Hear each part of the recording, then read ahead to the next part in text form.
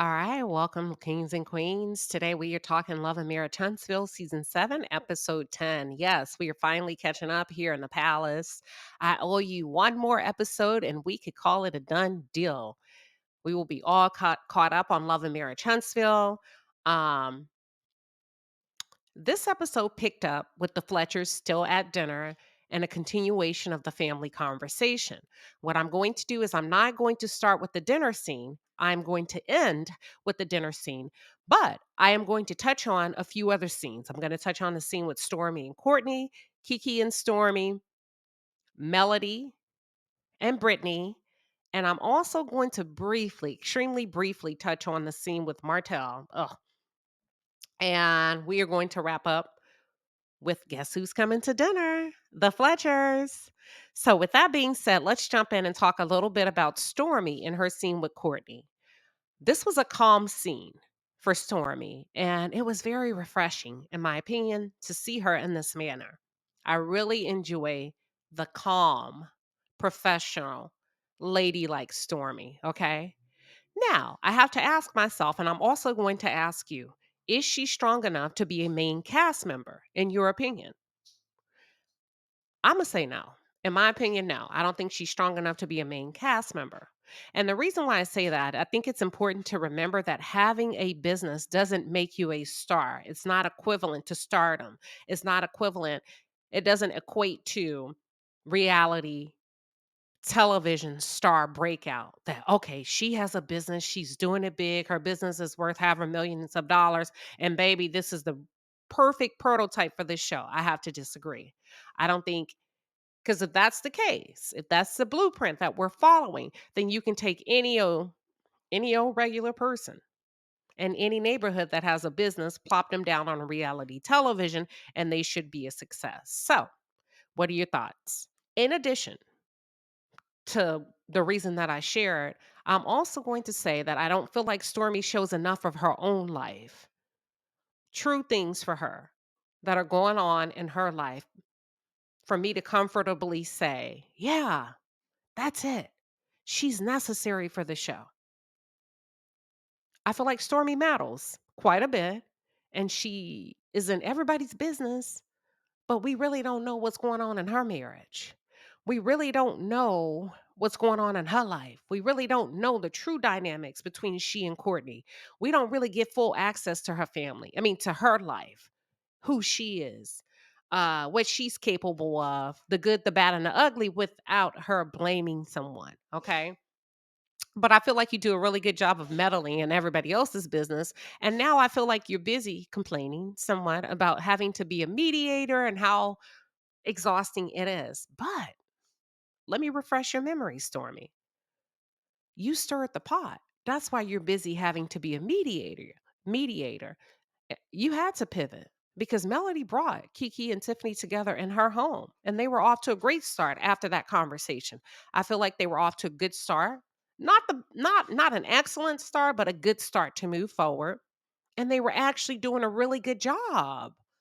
But you felt like it wasn't authentic enough. The effort wasn't genuinely authentic. And if they're not hooping and hollering and bitches ain't cursing and really saying how they feel, then it's still some things that they should get off the chest. And that's not necessarily true.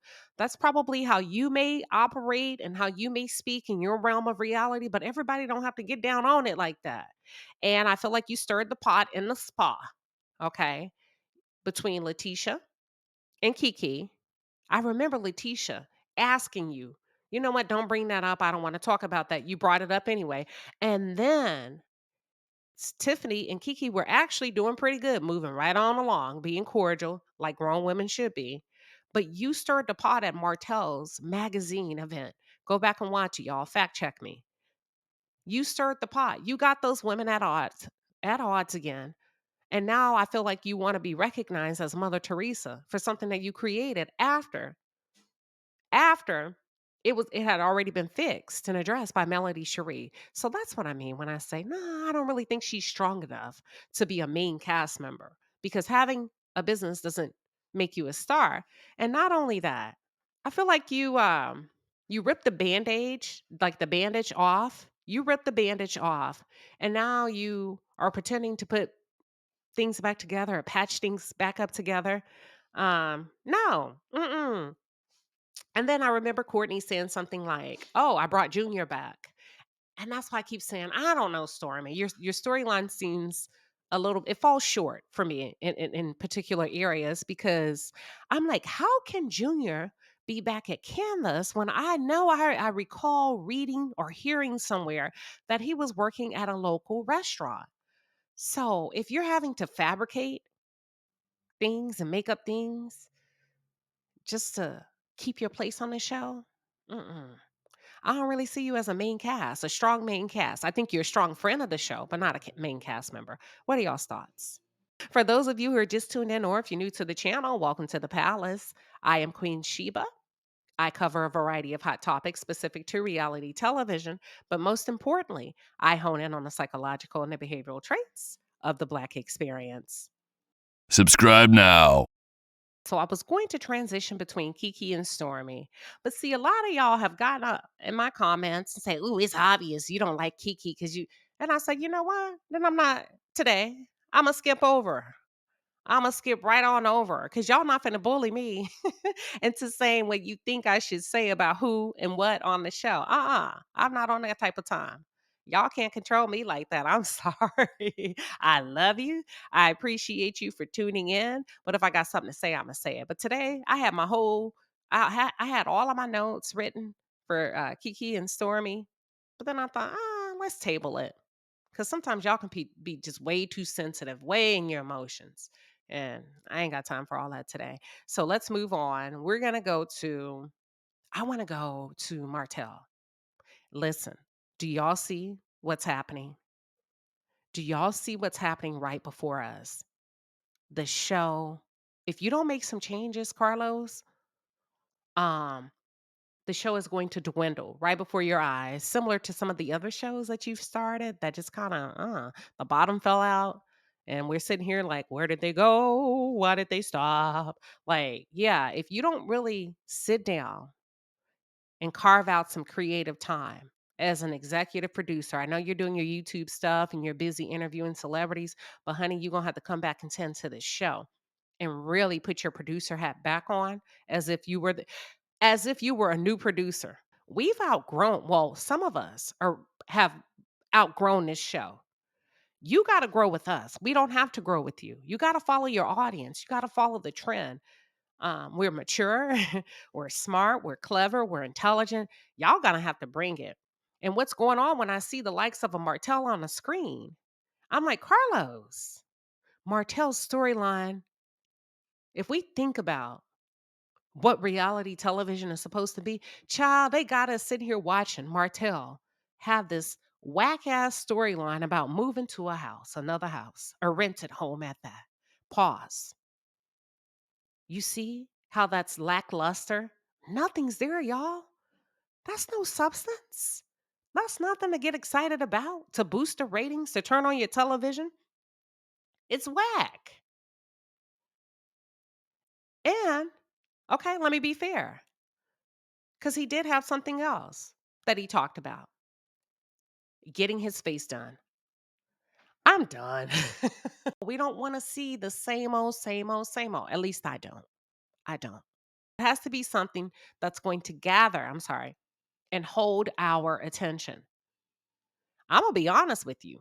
The young adults on Vanderpump Rules and Below Deck, they got better storylines than us. And they're way younger than these grown ass people. And they bring it. And I don't care if y'all say, well, that's produced, that's scripted. I don't give a damn. They're showing up. It's good. Do you get what I'm saying? And they're young. They ain't got nothing, most of them. Yeah, they're on their way to having nice things, but there is no way that these kids way younger than you have more content because they don't have the same life experiences. They haven't been here long enough. Come on, y'all. It's dry season, Carlos. And if you don't do something quick, you are going to rapidly lose your audience. Let's shift to Melody and Britney. Melody and Britney, they shot a scene and they shot a scene at Melody's house, right? where Melody's getting her orders together and getting ready to ship off some of her merchandise. And so Brittany comes in. I don't know how long Brittany's been in, but when the camera pan, this is the part we got. This is the beginning. She could have been there for a while, but this is how the scene started off. When Melody saying, "Hey, listen, I got to get these orders done, um, and hurry up and get these done and shipped out."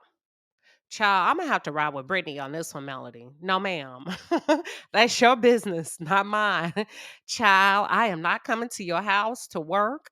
Now, what you can do is pour me a good old nasty glass of wine and we can sit down and kiki. Yes, we can most certainly do that. But I did not come over here to work. Child, no, ma'am. Not today. Mm-mm. Yeah, so Melody asked Brittany, "Hey, listen, I know well, she didn't say that. She said, "Hey, how come you didn't come to my name change ceremony?" Brittany is so authentic and genuine. I like her because Brittany said, "We already talked about this, and I already told you why. My niece had a sweet 16. I had to go to Atlanta, and we talked about it. I thought you were cool with it, but I didn't know there was some carryover, and I didn't realize that you were still bothered." And Melody said, "Yeah, I am." Melody Cherie, don't be making Brittany feel guilty. No, ma'am. She said that y'all talked about it already. And she didn't even have a bullshit ass reason because people just be making up stuff. She told you. She said, "I had something to do." You got to let her make it on this one. You got to let her make it. Brittany seems really shy, beautiful skin just popping on television. She seems to be the opposite of Melody. And I like it. I like it. And I'm going to tell you why. She seems to be the opposite. Um, so Melody asked her, "Well, would you like to make it up?" Or Brittany said something like, "Can I make it up?" And Melody said, "Yeah." And they start talking about Brittany helping Melody to find a date and choosing a man for Melody. Now, here's my feedback on this scene. Where exactly are you and Brittany in this dating process? And will there be a follow-up on the show? Or was this a one and done conversation? Okay. Because you didn't dangle something in front of us. So, in my opinion, I need to see more. I want to see more. I need to know there's something brewing outside of this conversation. Is this something that you plan on revisiting? Can we expect to see Brittany back on the show? I think she shows up well. I think she's a great yang. What is it? Yang to your yang. Um, will we get to see you dating? Hell, that's the point I'm trying to make. Are we gonna get to see you dating on this show? Where where where do you and Brittany plan on taking this conversation? How far are y'all going to take it? I like Brittany, and I'm open to seeing more of Brittany's interaction on the screen with Melody. All right, if you don't know what time it is, I will tell you. Guess who's coming to dinner? The Fletchers. Yes, it is time to shift to the dinner scene with the Fletchers. They are still at dinner when the scene opens up, and I am going to start with Chris Jr. because that's where they picked up. Chris Jr. is at the dinner table and he's complaining about his parents stepping in and saving his dog.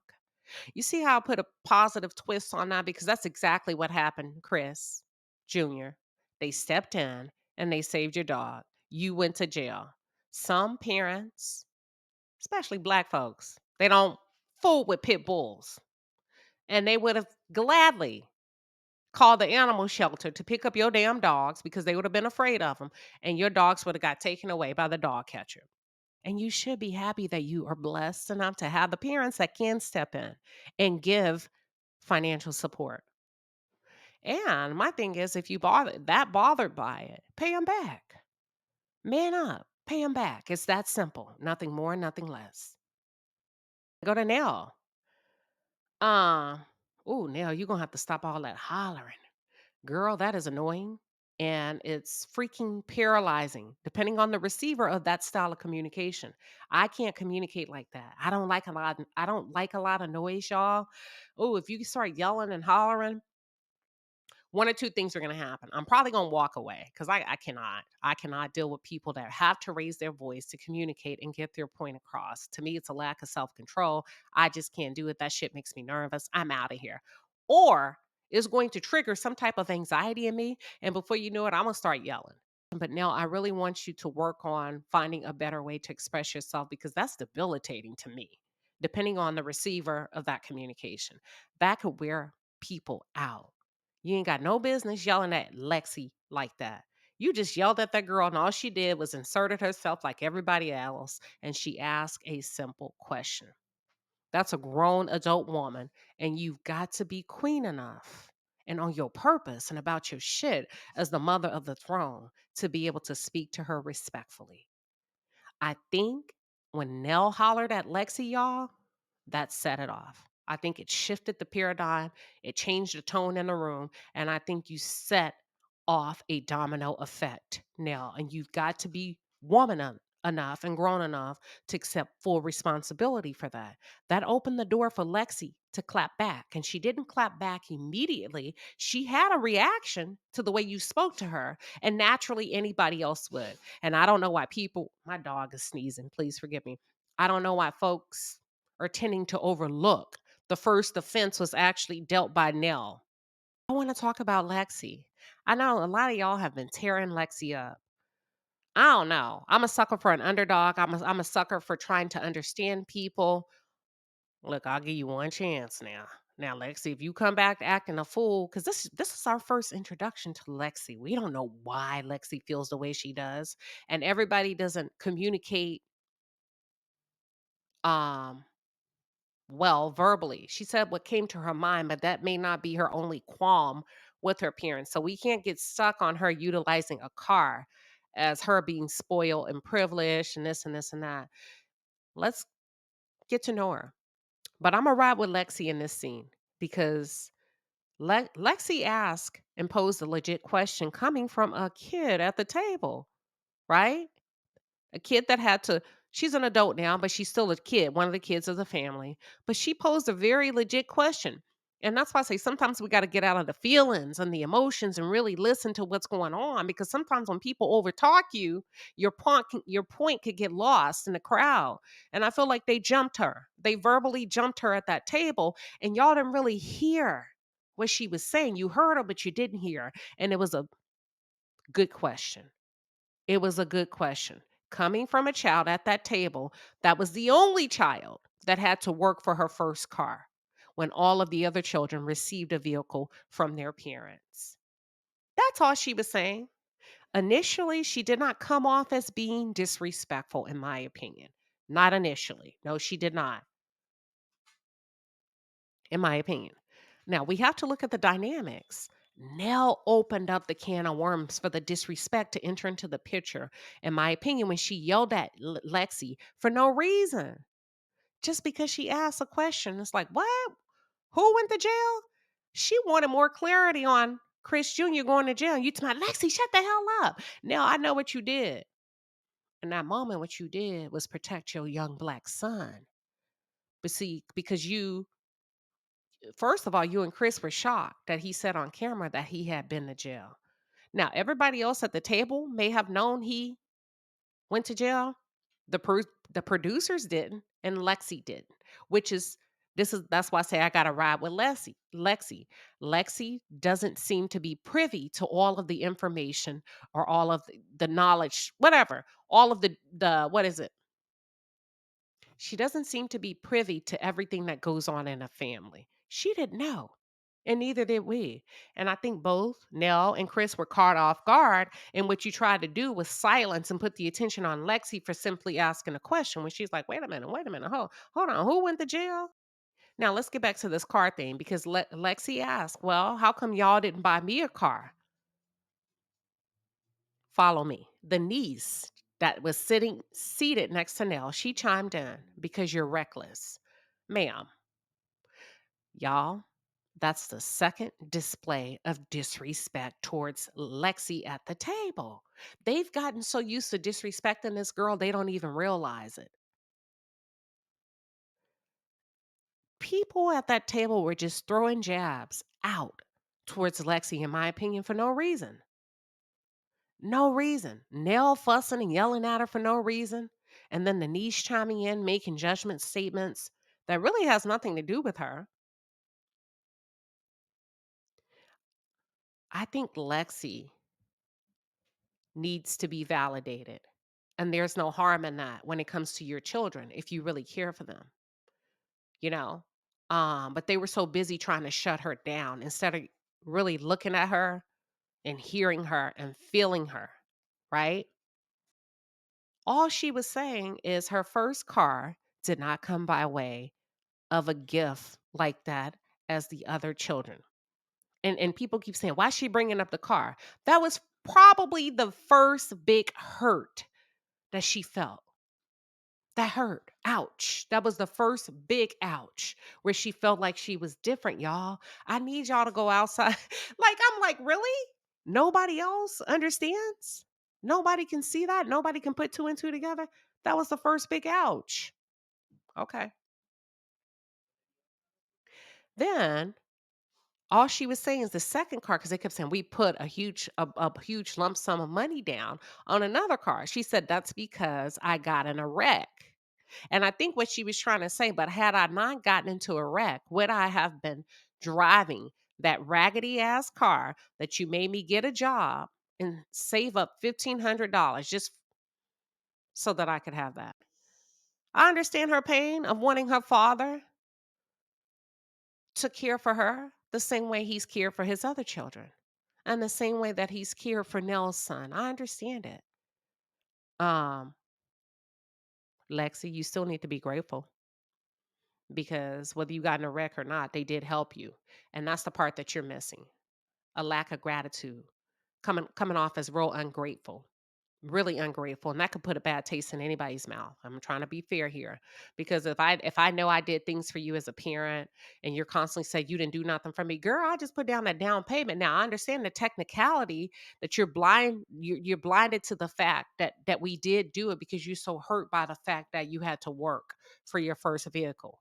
Okay, there's a disconnect between Lexi and Nell because Nell is saying, listen, it ain't how you start, it's how you finish. Yeah, you may have purchased your own, had to work and put in on your first car, but at the end of the day, we stepped up for you like we did for the other kids. So I understand both sides. I really do. And Lexi is saying, I feel like I had an unfair start while feeling that the others, meaning my brothers and my sisters, got a head start. I got an unfair start, and I feel like they got a head start on life and success. In my opinion, y'all, could it be that Nell and Lexi bump heads because they're similar? I picked up a lot of similar qualities between the two. If you tune in and if you really listen to them speak, they both speak in extremes. Lexi said, I have always been treated differently. That's an extreme statement, and we often call that a polarized statement. It's not in the middle, it's on the opposite end of the spectrum, always. And then Nell responds, you have never been treated differently. That's also a polarized statement. For me, what it comes down to, I think what we're all failing to realize, and what the Fletchers, Chris, Nell, and everybody at that table is failing to realize and acknowledge is Lexi has had her feelings hurt by them by not being invited to monumental family gatherings. Okay. And she gave a couple examples. So we know she's not making it up, but she gave specific examples. And none of you gave a reasonable explanation, in my opinion, as to why you would leave her out as being a family member. Yeah, that's kind of shitty to leave her out. Everybody else is invited, including your own employees, and y'all leave her out of family vacations that you take your employees on, and then another vacation that it's just nah, it ain't no excuse for that. Y'all dropped the ball, and y'all gonna have to own that. Now, Chris, you should know. I hope you would know that this, of course, this is going to make her feel some kind of way. Okay. It don't matter if she was If what her and Nell were going through. Nell, you could have picked up the phone and said, "Listen, I know me and you are at odds, and that's been the course of our relationship for ever since you were 16 months, whatever. However, we going on vacation. Now, Lexi, you're gonna have to leave the bullshit at the door. You're gonna have to leave the BS at the door." Now, my question, I'm gonna come back to something. Well, let me ask it now. My question is, Chris, if you've been in y'all, Nell said that she's been her stepmom since she was 16 months old or been in her life. And Chris, you admitted that you really didn't show up for her. Where were you? Y'all didn't explain why y'all left her out. Nell gave a bullshit ass excuse, in my opinion. Nell, we need no, no, no, no. You can't do that. You got to know that hurts as a woman. Women don't like being left out, girl. You know that. Nobody really properly addressed it, and I feel like y'all gaslit her. There's power in numbers. Y'all overtalked her. You didn't get down to the nitty-gritty and the details that would have helped us as an audience to understand things a little bit better. Then Lexi said, "Y'all barely came to my wedding." And then y'all said, "Well, we were barely invited." I don't buy that. Either you're invited or you're not invited, but there's no such thing as being barely invited. Okay. Either you're invited or not invited. It sounds like she invited you all, but you did not invite her to family vacations that you all had. Let's talk about the positives. I feel like Chris and Nell ended on a positive because they're talking about the situation. They did not sweep it under the rug. They're not pretending it didn't happen. They're looking at it and they're taking the sting by the head and they're addressing it head on. Now, Chris shares with his wife that he doesn't understand how Lexi can feel mistreated. Chris, sometimes there's not always understanding. Your job is just to listen and let her talk and vent. You may not understand it today. Hell, you may not get it until years down the road. For real, for real. You may not get it until 10, 15 years from now. But give her a safe place to talk. So don't push her feelings out. Don't push her emotions aside because you don't grasp the full understanding of what she could be dealing with. And one of the most beautiful things that you can do now is you can apologize. I think you owe Lexi an apology. That had to be very, very embarrassing for her to have you as his stepmom talking to her like that on camera, where her in laws will see that, her friends will see that. Y'all, think about the gravity of the situation. She's embarrassed. Nell, you owe her an apology. That's woman to woman. That's what big girls do when we're wrong. We come back, we address it. I think it will be nice if you sat down and you had a heart to heart conversation with Lexi without being defensive, right? I want to see more of Lexi on the show because it seems like Lexi, see, it's one thing to have the other kids on the show, but they're somewhat dependent on the Fletchers financially. So in some instances, they have to go along to get along. And in that moment, they all went along to get along, with the exception of Lexi. However, there was some devastation reactions behind the scene because Nell shared that Chris Jr. won't take her calls because he didn't like the way she talked to him at the table. But he went along to get along because the Camerons were there. He went along to get along because his parents are his personal bank. Lexi, nah, she gonna say what she gotta say. So I need to see her back on the show. I think Nell has worn herself out as a wife, as a mother, and as a stepmother. Now, I think you've spread yourself too thin, and I think it's coming out in your interactions with your family, particularly your stepdaughter. She's not your punching bag. And I think you're snappy because your tank is empty. And when I say tank, your love tank is empty, sweetheart. You need to ask for what you need. Take care of yourself and try to prioritize yourself, and learn how to say no. Shit. Stop saying I take on everybody's thing. Ladies, we got to stop doing this. I take on this. I take on that. If you cannot manage it properly without it impacting your work life balance, your mental health balance, then say no. You don't have to take on all of that. Yeah. So I really hope production is able to evolve the family and their story without rushing to just put something in front of us. I like the raw and the realness of the Fletchers. It's a breath of fresh air on this show, quality air, the kind that we can breathe in. And not the kind that we've been waiting to exhale like some of these other toxic couples and families on this show. Like the Fletchers, like Lexi, bring them back. I challenge you to do more with this family production. Let's take it to the chat.